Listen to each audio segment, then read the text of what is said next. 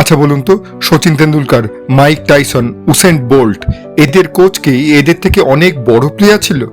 এরা কেন কোচের সাহায্য নিয়েছিল? কেন কোচ নেয়ার পরে এরা সফলতার চূড়া অর্জন করতে পেরেছিল? এর বেসিক কারণ হচ্ছে ট্যালেন্ট অনেকেরই থাকে, কিন্তু ট্যালেন্টকে সফলতার চূড়ায় পৌঁছে দেওয়ার দায়িত্ব হচ্ছে কোচের। কোচের ভূমিকা না থাকলে বিনোদ কাম্বলি তৈরি হয়। যদিও বিনোদ কাম্বলির মধ্যে অনেক বড় ট্যালেন্ট ছিল, তাহলে কোচের কাজ কি? কোচের ভূমিকা কি? কোচের কাজ হচ্ছে ডিসিপ্লিন শেখানো।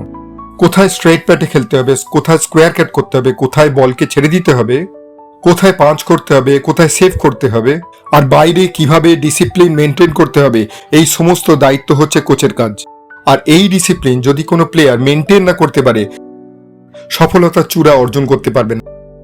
আর ইনভেস্টমেন্টের ক্ষেত্রেও একই জিনিস অ্যাপ্লিকেবল।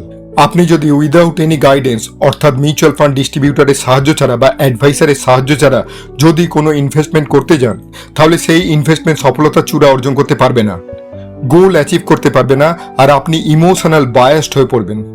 অ্যাডভাইসারের কাজ কি? অ্যাডভাইসারের কাজ হচ্ছে কোন জায়গায় আপনি ইমোশনাল বায়াস হয়ে পড়ছেন, কিভাবে কৌশল অবলম্বন করে গোল বা লক্ষ্যে পৌঁছতে হবে, সেইটা ডিসিপ্লিন ওয়েতে মেনটেন করানোর দায়িত্ব হচ্ছে অ্যাডভাইসারের।